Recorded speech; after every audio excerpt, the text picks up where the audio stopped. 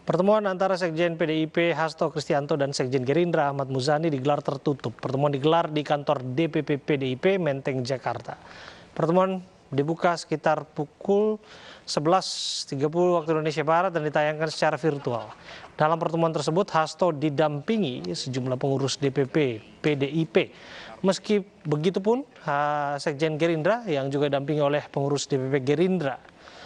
Sesaat sebelum menutup sambutan, Hasto mengungkapkan salam dari Megawati untuk Prabowo. Nama Prabowo Puan sempat disandingkan akan berpasangan pada pemilihan calon presiden pada tahun 2024 mendatang. Namun Hasto mengaku pertemuan hanya sebatas silaturahmi. Tidak ada isu-isu spesifik yang dibicarakan.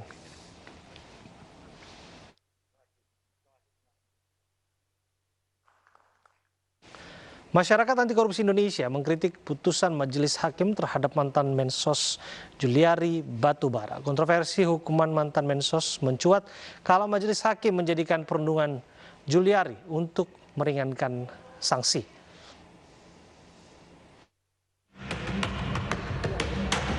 Mantan Menteri Sosial Juliari Batubara divonis 12 tahun penjara dan denda 500 juta rupiah oleh Majelis Hakim Pengadilan Tindak Pidana Korupsi Jakarta. Ketua Majelis Hakim Pengadilan Tipikor, Muhammad Damis, menilai Juliari sudah cukup menderita akibat cacian dan hinaan masyarakat. Hal ini menjadi salah satu yang meringankan Juliari. Koordinator Masyarakat Anti Korupsi Indonesia, Maki, menilai alasan itu seharusnya tidak menjadi pertimbangan dalam meringankan hukuman. Mestinya faktor hinaan dari masyarakat, bully dan lain sebagainya itu mestinya juga jadi faktor pemberat. Artinya ini kan kalau dicerca masyarakat, dihina masyarakat itu kan melukai rasa keadilan masyarakat. Dan itu mestinya menjadi faktor pemberat, bukan faktor yang meringankan. Sementara itu, Komisi Pemberantasan Korupsi mengapresiasi Pengadilan Tindak Pidana Korupsi yang memvonis mantan Menteri Sosial Juliari Batubara dengan hukuman 12 tahun penjara. KPK berharap putusan tersebut bisa memberikan efek jera. Tentu KPK menghormati putusan Majelis Hakim yang menyatakan dakwaan tim jaksa KPK terbukti secara sah dan meyakinkan menurut hukum.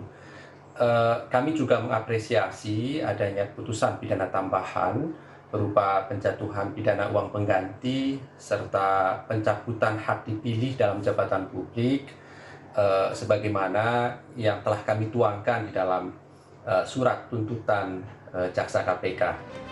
Sebelumnya dalam sidang pledoi, Juliari Batubara meminta maaf kepada Presiden Joko Widodo dan Ketua Umum PDI Perjuangan Megawati karena lalai menjalankan tugas. Alih-alih meminta maaf kepada rakyat Indonesia, Juliari malah meminta Majelis Hakim membebaskan dirinya dari segala dakwaan. Tim Liputan iNews melaporkan.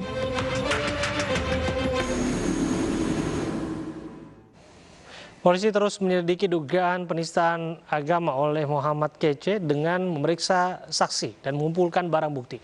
Masyarakat diimbau untuk tidak terprovokasi dengan pernyataan YouTuber tersebut.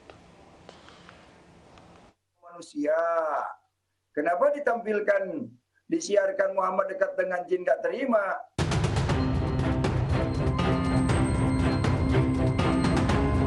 Pernyataan Muhammad Kece yang diduga telah menistakan agama terus mendapat kecaman dari sejumlah pihak.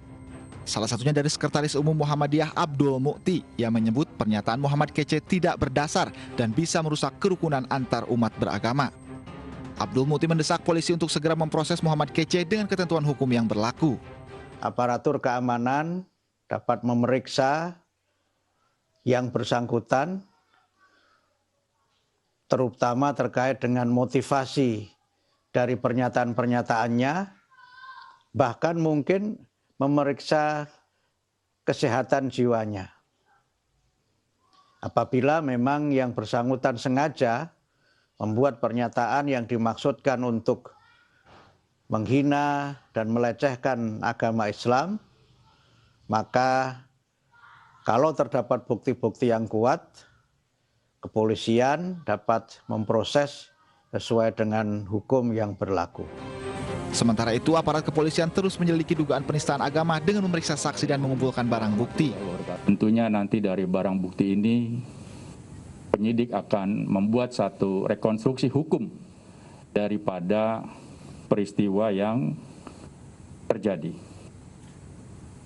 Oleh karena itu, pada kesempatan ini Polri menghimbau kepada masyarakat yang pertama adalah yakini bahwa Polri akan menuntaskan peristiwa ini secara profesional. Polisi juga telah menerima laporan dari masyarakat dan berjanji akan menyelesaikan kasus ini secara tuntas dan profesional. Dan untuk mengetahui perkembangan proses hukum dugaan penistaan agama oleh Muhammad Kece, sudah bergabung bersama kami Kabag Penum Polri, Kombes Pol Ahmad Ramadan. Assalamualaikum, selamat sore Pak Ahmad.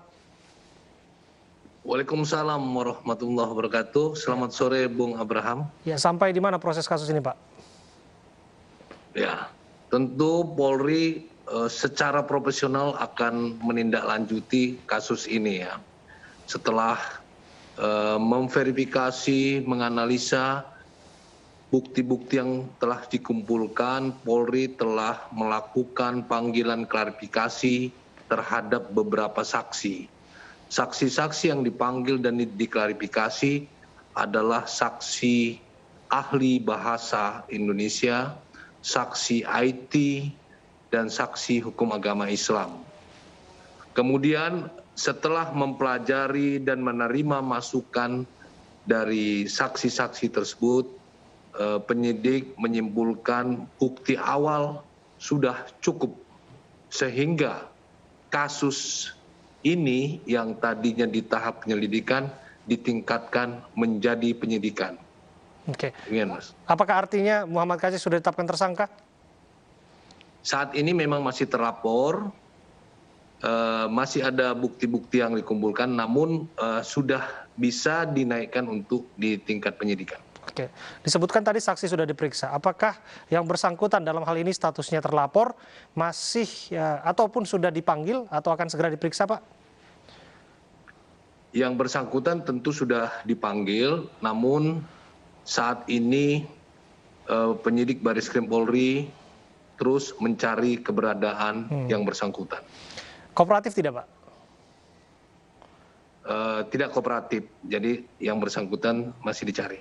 Oke, artinya sampai saat ini masih dicari. Satu hal yang ingin dipastikan, apakah keberadaannya ada di tanah air atau orang akan bertanya-tanya sama kasusnya dengan Joseph Ozal yang sudah lebih dulu ada di Jerman?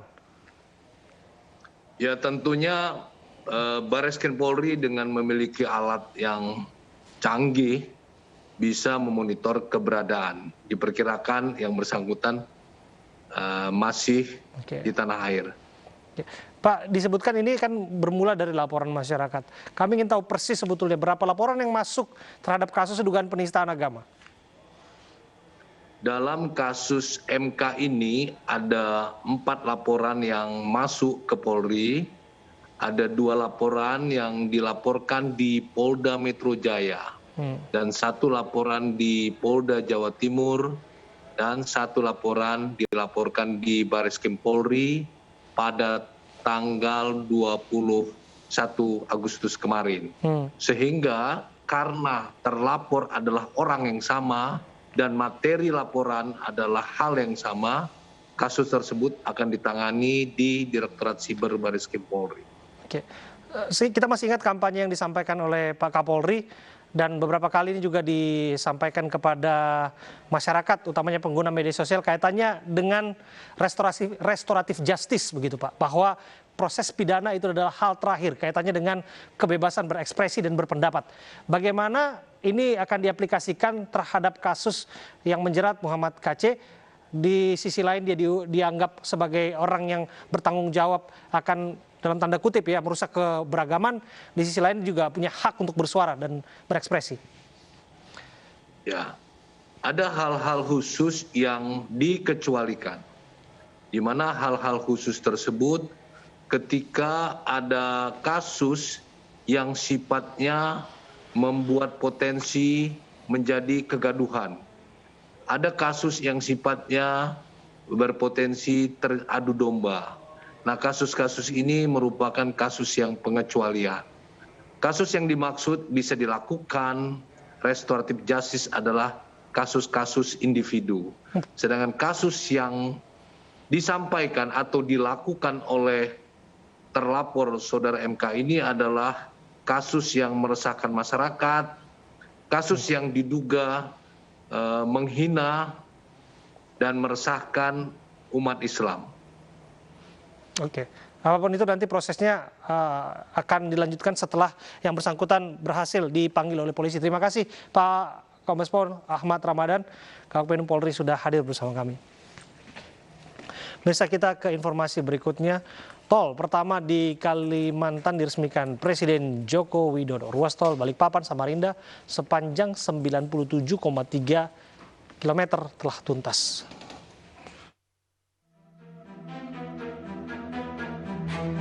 Tol pertama di Kalimantan telah selesai dibangun. Tol menyambungkan Balikpapan Samarinda dengan panjang 97,3 km. Presiden Joko Widodo hari ini terbang ke Kalimantan Timur untuk meresmikan 2 seksi ruas tol, yaitu seksi pertama dan kelima.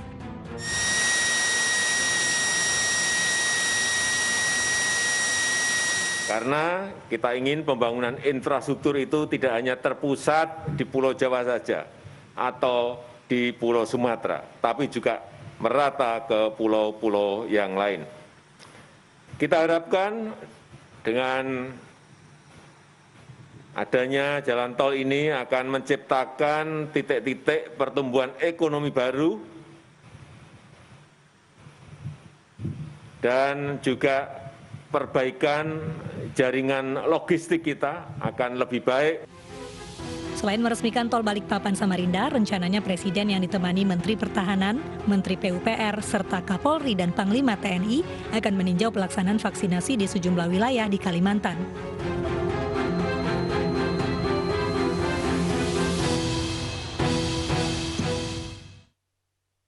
Jakarta disebut sebagai kota dengan tata kota terburuk berdasarkan situs Rethinking the Future.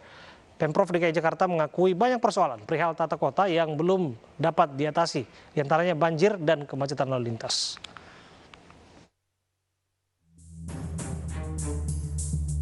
Situs arsitektur Rethinking the Future menempatkan Jakarta di urutan pertama kota dengan tata kota terburuk di dunia. Jakarta dinilai sebagai kota yang padat, memiliki tingkat pencemaran udara yang tinggi dan pencemaran air yang luas. Di bawah Jakarta antara lain ada Dubai dari Uni Emirat Arab, Brasilia dari Brazil, dan Atlanta dari Amerika Serikat.